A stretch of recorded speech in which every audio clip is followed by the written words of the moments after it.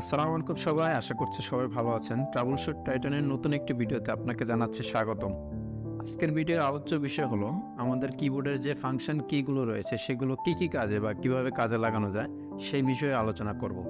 খুবই informative video হতে যাচ্ছে। আই হোপ সবাই ভিডিওটি শেষ পর্যন্ত দেখবেন। তাহলে চলুন কথা না বাড়িয়ে ভিডিওটি শুরু করা যাক।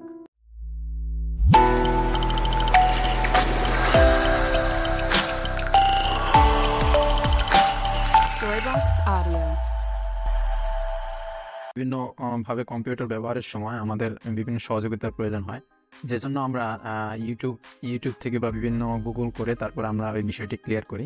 ঠিক তেমনি আমাদেরকে ইনস্ট্যান্ট তাৎক্ষণিকভাবে সহায়তা দেওয়ার জন্য এই মাইক্রোসফটের যে বিল্ট ইন একটা প্রসেস রয়েছে সেটি আমরা অ্যাক্সেস করতে পারি হচ্ছে ফাংশন ওয়ান কি এর মাধ্যমে। আমরা তেমনই একটি সুবিধা আমরা মাইক্রোসফট থেকে নিতে পারি, সেটি হচ্ছে হেল্প অ্যান্ড সাপোর্ট। আমরা যদি ভাবি যে এখানে আমি প্রথম অবস্থায় কম্পিউটার ইউজ করতেছি, এখন আমি কীভাবে এখানে একটা ফোল্ডার তৈরি করব সেই বিষয়ে আমি অবগত।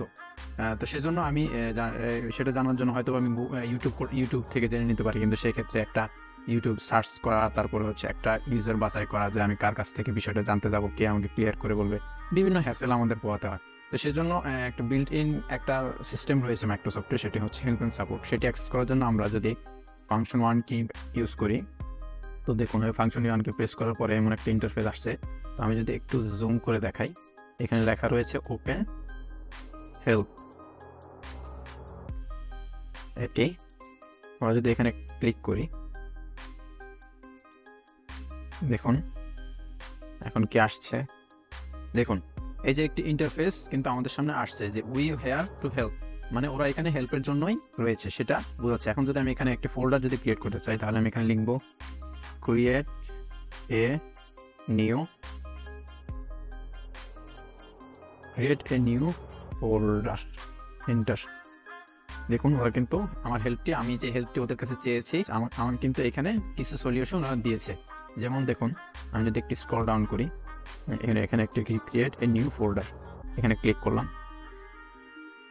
দেখুন উইন্ডোজ 10 এবং 11-এর জন্য এলিজেবল এটা।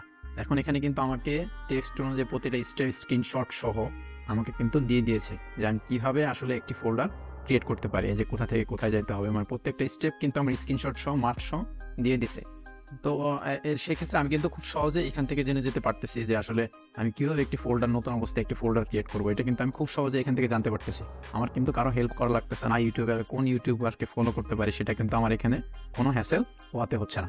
তো এরকমই যদি আমি ফাংশন ওয়ানের আরেকটি কাজ রয়েছে, যেমন আমি যদি একটা মাইক্রোসফট একটি ওয়ার্ড ডকুমেন্টে যদি আমি প্রবেশ করি, তো সেক্ষেত্রে আমার এখানে ধরেন আমি একটি ওয়ার্ড ডকুমেন্ট টাইপ করতেছি।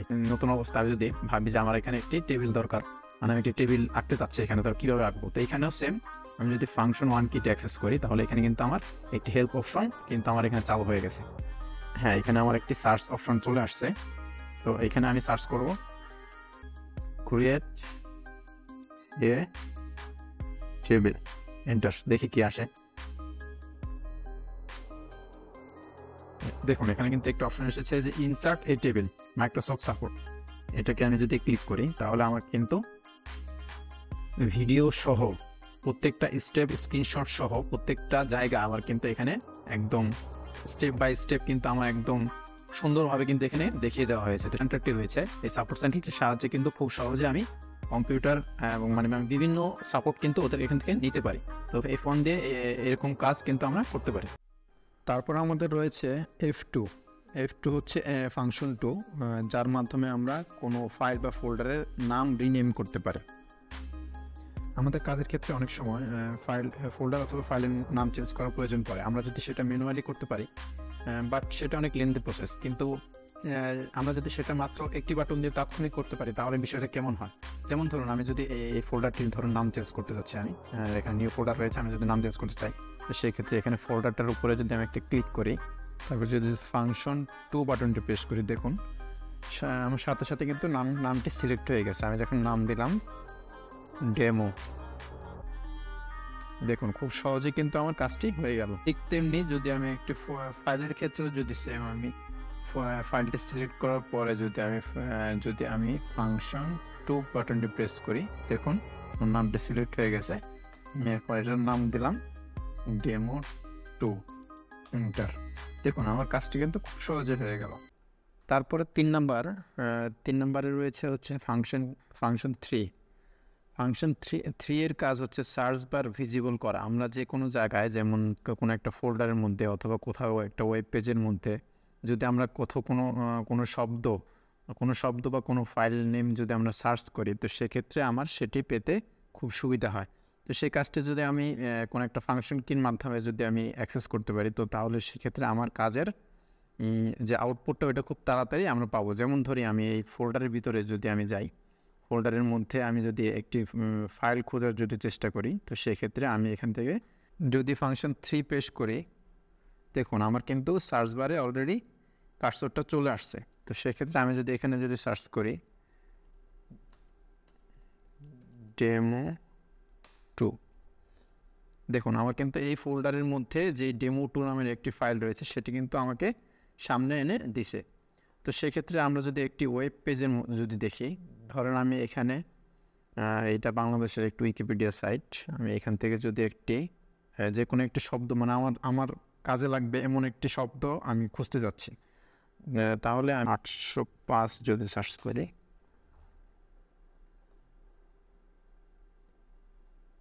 দেখুন আমি কিন্তু 805টি পেয়ে গেছি। তো সেক্ষেত্রে বিভিন্ন জায়গায় বিভিন্ন শব্দ খোঁজার জন্য ফাংশন 3 কাজ করে থাকে। এরপরে আমাদের রয়েছে ফাংশন F4। ফাংশন F4 এর কাজ হলো, অনেক সময় আমার দেখা গেছে যে আমার ফোল্ডার অথবা যে কোনো একটা ফাইলের পাথটা দরকার হয়।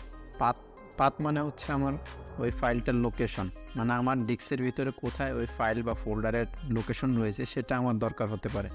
তো সেক্ষেত্রে আমি যদি ধরুন আমি যদি একটা ফোল্ডারের ভিতরে থাকি, তো এখানে যদি আমি এই ফোল্ডারটা কোথায় আছে বা আমার এই ফাইলটা কোথায় আছে সেটা যদি আমি জানতে চাই, তো সেক্ষেত্রে নর্মালি আমি ফাংশন F4 প্রেস করব। এই যে দেখুন আমার কিন্তু আমি পাথটি বা অবস্থান লোকেশনটি কিন্তু আমি পেয়ে গেছি, যে আমার সি ড্রাইভের ইউজার ফোল্ডারের ডিপ সার্ভার ফোল্ডারের ডেস্কটপ ফোল্ডারের রাউটার নামক এই যে আমার এই ফাইল বা ফোল্ডারটি কিন্তু আমি পেয়ে গেছি। এটা একটা কাজ হতে পারে। আরেকটা কাজ যদি আমরা চাই, তো সেক্ষেত্রে আমরা যদি ধরি আমাদের এইটা যদি একটা অ্যাক্টিভ উইন্ডো হয়, তো সেক্ষেত্রে আমি যদি এখানে ক্রস করে দিই তাহলে কিন্তু মিনিমাইজ হচ্ছে। কিন্তু আমি যদি চাই যে না, আমি একটা বাটন দিয়ে নর্মালি ফাংশনালি কাজটাকে যদি করি, তাহলে আমি এটাকে শুধু জাস্ট আল্ট্রা বাটনটা হোল্ড করে চেপে রেখে ফাংশন F4, তখন কিন্তু আমার খুব দ্রুতই আমার কিন্তু উইন্ডোটি চলে গেছে। তো এই ফাংশন 4 এর আরেকটি কাজ হচ্ছে, আমরা যদি শর্টকাটে আমাদের উইন্ডোজটি অফ করতে চাই, তো সেক্ষেত্রে আমার আবার আল্ট্রা বাটনটি চেপে ধরে রেখে ফাংশন F4 দেন ওকে যদি প্রেস করি, তাহলে কিন্তু আমার কম্পিউটারটি শাটডাউন হয়ে যাবে। তারপরে আমার রয়েছে হচ্ছে ফাংশন 5 বা F5 বাটনটি। এই বাটনটির কাজ তেমন একটা নেই। আমরা সব সময় যেটা করি আর কি, যে রাইট বাটন ক্লিক করে আমরা যে রিফ্রেশ করি, তো এটা আর কি শর্টকাট যদি আমি করতে চাই, তাহলে সেক্ষেত্রে আমি ফাংশন F5 আমি যতবার প্রেস করছি ততবার কিন্তু রিফ্রেশ হচ্ছে। তো এইটার একটা প্রধান যেই গুরুত্ব সেটা রয়েছে, আপনি যদি একজন প্রোগ্রামার হন, সেই ক্ষেত্রে আপনার এটা খুব অত্যধিক গুরুত্বপূর্ণ একটি একটি পদ্ধতি হতে পারে। যেমন আমি যদি এই পেজটাকে যদি ফাংশন কির মাধ্যমে যদি রিফ্রেশ করি, তাহলে আমার ফাংশন F5 দেখুন আমার কিন্তু ওয়েব পেজটি রিফ্রেশ হয়ে গেছে। একজন প্রোগ্রামারের তার যে প্রোগ্রাম কোডগুলো ইনপুট করার সাথে সাথে, কম্পাইল করার সাথে সাথে যে আউটপুট পেজটি রয়েছে সেটি রিফ্রেশ দেওয়ার প্রয়োজন পড়ে। তো সেক্ষেত্রে তাদের জন্য সেজন্য এটি খুব ভালো একটি ফাংশন হতে পারে। রয়েছে আমাদের ফাংশন 6 বাটনটি। ফাংশন 6 বাটনটি মূলত যারা আমরা মাল্টি ট্যাব নিয়ে ইন্টারনেট ব্রাউজারের মধ্যে মাল্টি ট্যাব নিয়ে কাজ করি, তাদের জন্য খুব গুরুত্বপূর্ণ একটি কি হতে পারে। যেমন ধরি আমরা যদি একটি ব্রাউজারে আসলে তখন আমরা এখানে যদি ফাংশন F6 প্রেস করি, ফাংশন F6 দেখুন আমরা কিন্তু আমাদের কিন্তু এখানে লিঙ্কটি কিন্তু সিলেক্ট হয়ে গেছে। তো এখানে আমরা তাৎক্ষণিক আমরা যদি অন্য কিছু যদি সার্চ করে থাকি, যেমন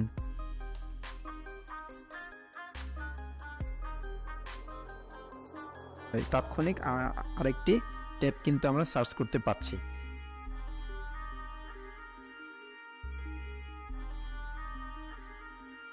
তারপরে আমাদের রয়েছে ফাংশন 7 বাটনটি।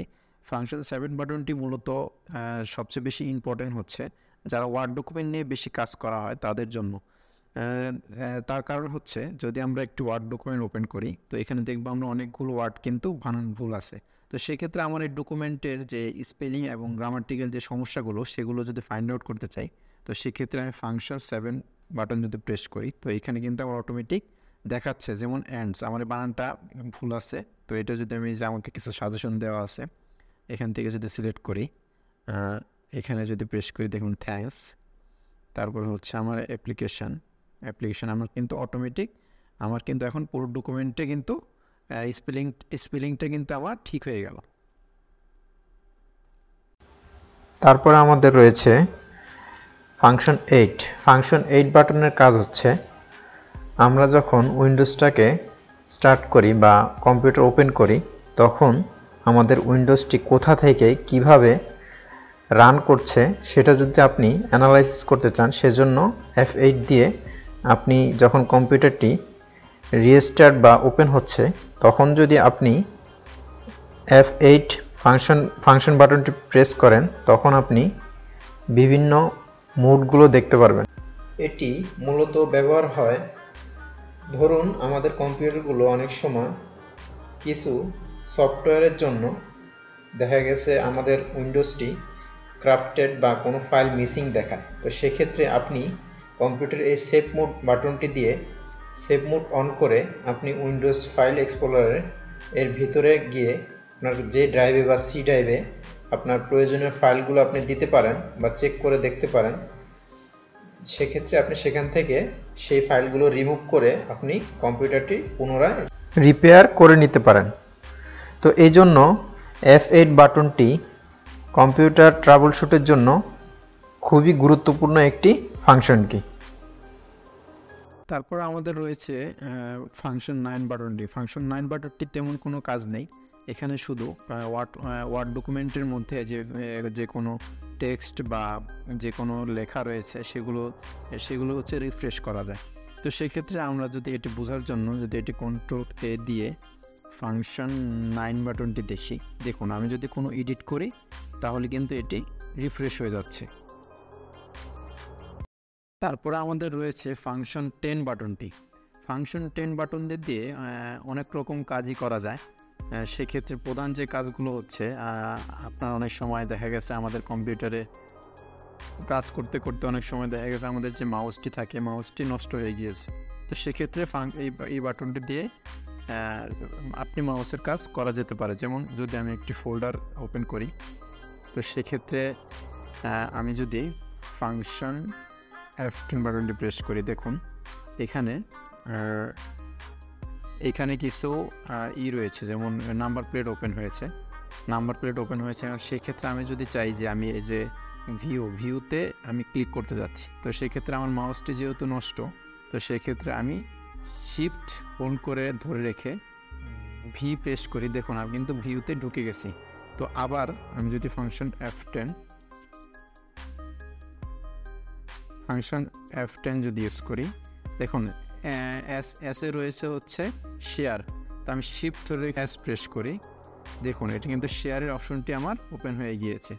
তো সেক্ষেত্রে এইটা একটা কাজ আমরা করতে পারি। এরকম যদি আমরা চাই তো বিভিন্ন ঢুকে ডিসপিসিতে ঢুকেও আমরা কিন্তু দেখতে পারি। যেখানে যেমন ভিউ অপশনটি রয়েছে, তো সেখানে আবার শিফট ভি আমার ভিউ কিন্তু ওপেন হয়ে গেছে। তারপর অনেকগুলো মেনু প্লেট রয়েছে, আমরা যদি চাই এগুলো অ্যাক্সেস করতে পারবো। তারপরে আমাদের রয়েছে ফাংশন 11। ফাংশন 11-এর কাজ হচ্ছে যে আমরা যে কোনো উইন্ডোজকে ফুল স্ক্রিন মোডে ব্যবহার করতে পারি। তো অনেক সময় বিভিন্ন কন্টেন্ট ক্রিয়েটরদের যে কোনো উইন্ডোজকে ফুল স্ক্রিন করার প্রয়োজন হয়, তখন এটিকে কাজে লাগানো সম্ভব। যেমন যদি ধরি আমি একটি যদি ওয়েব পেজ ওপেন করি, তো আমি এখন ফাংশন F11 প্রেস করলাম, দেখুন আমার কিন্তু ফুল স্ক্রিন হয়ে গেছে। পুরো স্ক্রিনটাই কিন্তু আমার টাস্ক বার, উপরে মেনু বার কোনো কিছুই কিন্তু নেই। আবার যদি আমি আগের মতো আনতে চাই তো সেক্ষেত্রে আমি কিন্তু এইভাবে এখানে ইউজ করতে পারবো। আমি যদি আবার আগের মতো আনতে চাই তো সেক্ষেত্রে আমার আবার ফাংশন F11 প্রেস করলে আমার কিন্তু আগের মতো চলে আসছে। এরপর আমাদের রয়েছে ফাংশন 12, সর্বশেষ যেই আমাদের ফাংশন কিটি রয়েছে সেই ফাংশন কিটি দিয়ে মূলত আমরা সেভ এজের কাজ করে থাকি। সেভ এজের কাজ যেমন ধরি, আমরা এই যে ওয়ার্ড ডকুমেন্টটি রয়েছে সেটিকে আবার পুনরায় আবার আরেকটি জায়গায় সেভ করতে যখন চাই, তখন যদি আমরা ফাংশন F12 ব্যবহার করি তো সেক্ষেত্রে আমার কিন্তু সেভ এজের অপশনটা কিন্তু চলে আসবে। দেখুন আমার কিন্তু সেভ এজের অপশনটি চলে আসছে। তো এখানে আমরা যদি চাই অন্য আরেকটি নামে আমরা কিন্তু এটি সেভ করতে পারবো। সেভ কিন্তু হয়ে গেছে। আজ এই পর্যন্তই, দেখা হবে পরবর্তী নতুন আরেকটি ভিডিওতে। যদি ভিডিওটি ভালো লাগে থাকে তাহলে hit the subscribe button and give me thumbs up. আল্লাহ হাফেজ।